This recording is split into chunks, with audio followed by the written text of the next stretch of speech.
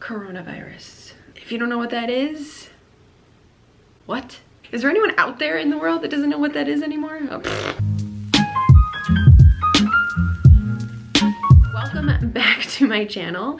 If you're new here, hello. Today for a video, I want to talk about the controversial subject called coronavirus. I've received a few questions on Instagram about what police are doing in order to protect ourselves from getting this virus, because we obviously deal with a lot of people on the regular basis. I was pondering the idea about talking about this topic because I don't want to add to the fire, because I know a lot of people are on edge. I didn't really necessarily want to bring it up. I was going back and forth with the idea, and then I was talking to Nick Lucas. He is the founder of Jim Fidel Clothing. I believe he is a police officer as well, and he even suggests bringing up this topic. So he kind of just motivated me to talk about it. I'm sure people are wondering, heck, even being a police officer, I'm wondering how doctors and nurses are staying safe. These kind of things cross our minds, and today I'm just going to talk to you about what we are doing as police officers in order to stay safe from the coronavirus.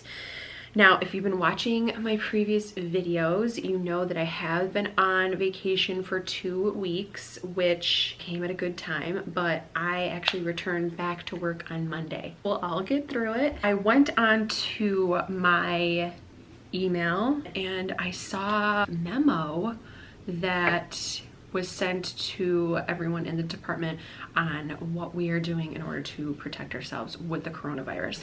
I have talked to a few other friends who are in law enforcement, who work in different states, who work in the same county but a different department, and they kind of gave me a little bit of insight on what they're doing, which it sounds like the same thing. So I think majority of departments are actually doing the same kind of things in order to stay safe.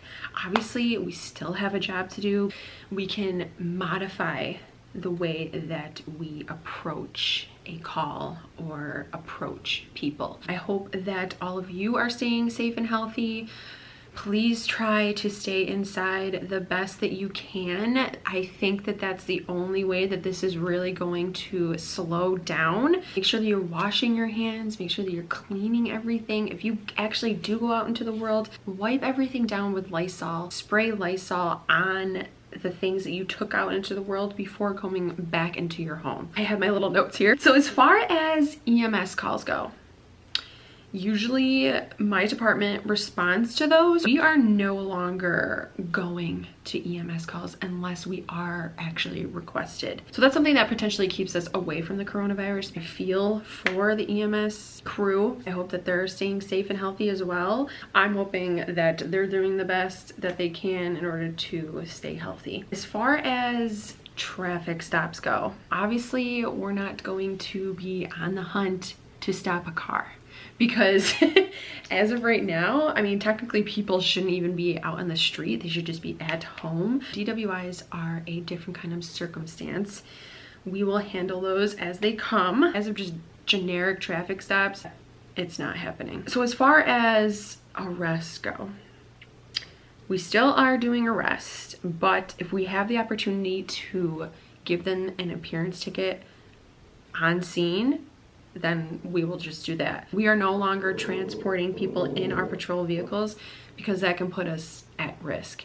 So we are to issue an appearance ticket on scene, and that just means you have to come back to the court at a different date. We also have a fingerprint form. That's definitely crucial, because if we were to transport people in our patrol vehicles and then bring them to the police station, that puts everyone at risk. Non-in-progress complaints are being handled over the phone, and gain more information from that phone call instead of actually going to their house and talking to them face to face.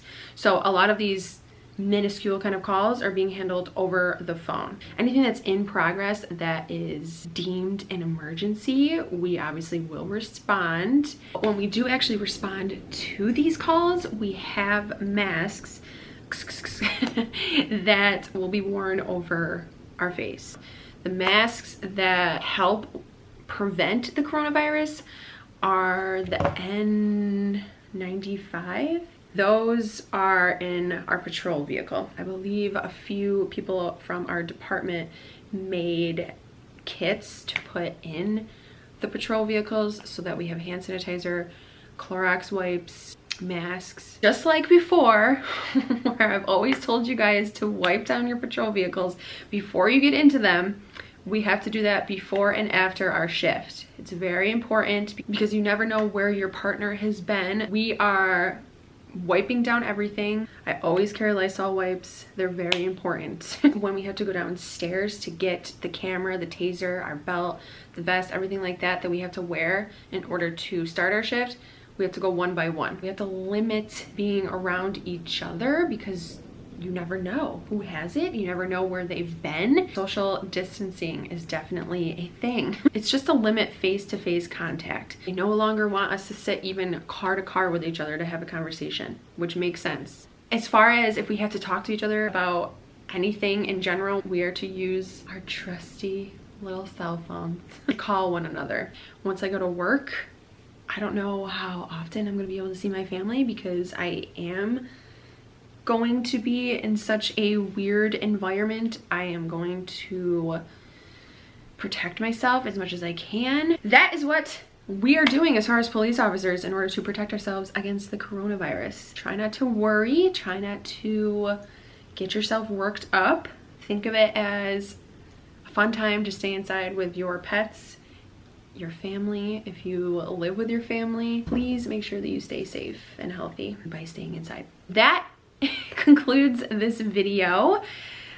I hope you guys enjoyed it, even though it was a weird topic. Thank you so much for watching. If you haven't subscribed, please make sure that you do. And until next time, I will talk to you guys later.